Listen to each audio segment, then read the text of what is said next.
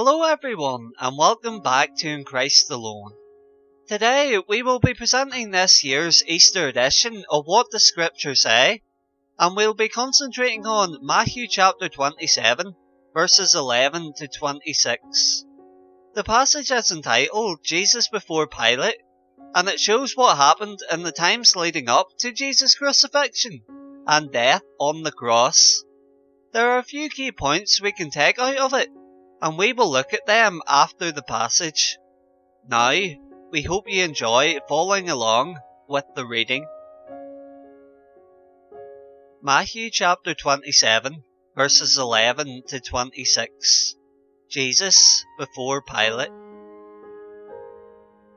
Meanwhile, Jesus stood before the governor, and the governor asked him, "Are you the king of the Jews?" "You have said so," Jesus replied. When he was accused by the chief priests and the elders, he gave no answer. Then Pilate asked him, "Don't you hear the testimony they are bringing against you?" But Jesus made no reply, not even to a single charge, to the great amazement of the governor. Now it was the governor's custom at the festival to release a prisoner chosen by the crowd. At that time, they had a well-known prisoner whose name was Barabbas. So when the crowd had gathered, Pilate asked them, "Which one do you want me to release to you, Barabbas or Jesus, who is called the Messiah?" For he knew it was out of self-interest that they had handed Jesus over to him. While Pilate was sitting on the judge's seat, his wife sent him this message: "Don't have anything to do with that innocent man, for I have suffered a great deal today in a dream because of him." But the chief priests and the elders persuaded the crowd to ask for Barabbas and to have Jesus executed. "Which of the two do you want me to release to you?" asked the governor. "Barabbas," they answered. "What shall I do then with Jesus, who is called the Messiah?" Pilate asked. They all answered, "Crucify him." "Why, what crime has he committed?" asked Pilate. But they shouted all the louder, "Crucify him." When Pilate saw that he was getting nowhere, but that instead an uproar was starting, he took water and washed his hands in front of the crowd. "I am innocent of this man's blood," he said. "It is your responsibility." All the people answered, "His blood is on us and on our children." Then he released Barabbas to them, but he had Jesus flogged and handed him over to be crucified. That was Matthew chapter 27, verses 11 to 26. Now we will look at three of the main characters which we find in the passage. The first person we come across is the governor, or as he is also known as, Pontius Pilate. Pilate only shows up a handful of times in the New Testament, but he plays a very fundamental part of Jesus' crucifixion. Unfortunately, from the way he acts in the passage, he didn't want to be in the position that he was in. And who can blame him? He has so many people telling and shouting so many different things. He couldn't see anything wrong with Jesus. His wife told him in verse 19 not to have anything to do with Jesus, as she seen he was innocent.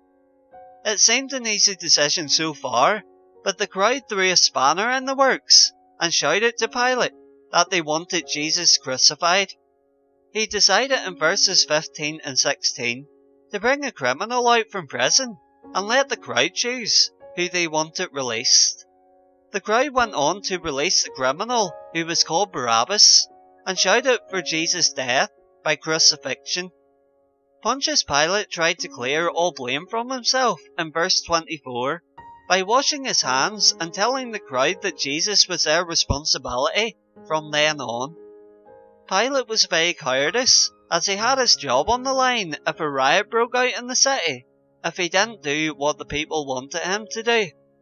Trying to be a people pleaser ended up with him going against his morals and putting to death Jesus, who in his eyes was an innocent man. This just shows how hazardous and powerful peer pressure can be. The second set of characters we are going to consider are the chief priests and the elders. As we learn at the beginning of the passage, these are the people who accused Jesus of causing riots and disruption in the city by claiming to be the Son of God and the Messiah. They made these accusations because they weren't that fond of Jesus, as he called them out for being hypocrites a few chapters earlier in Matthew chapter 23. Jesus said that the chief priests and elders, also known as the Pharisees, were looking down on others and setting high standards, which were very hard to keep.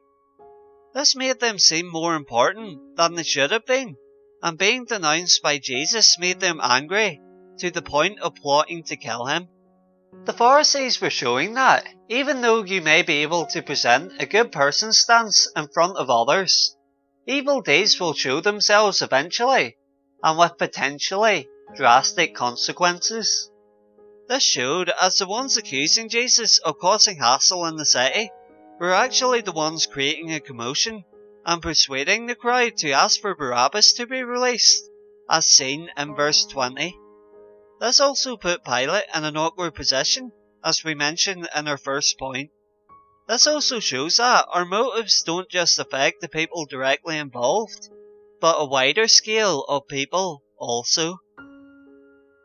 The final but most important person in the passage we will be looking at is Jesus himself.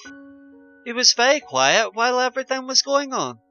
He only spoke once to confirm that he had claimed to be the King of the Jews when asked by Pilate in verse 11.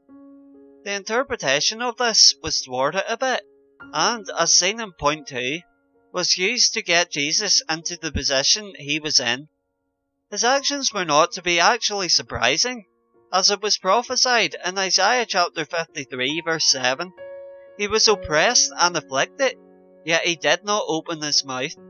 He was led like a lamb to the slaughter, and as a sheep before its shearers is silent, so he did not open his mouth. Isaiah was speaking about Jesus' death on the cross, and the manner in which he would be taken. Jesus didn't put up a fight, and let God, his Father's will, be done. His subsequent death on the cross and resurrection from the grave is the greatest sacrifice that can and will ever be made. The result of it means that we can have a relationship with God and spend eternity with him in heaven when our time on earth is done. All we have to do is believe in his Son Jesus and ask for our sins to be forgiven.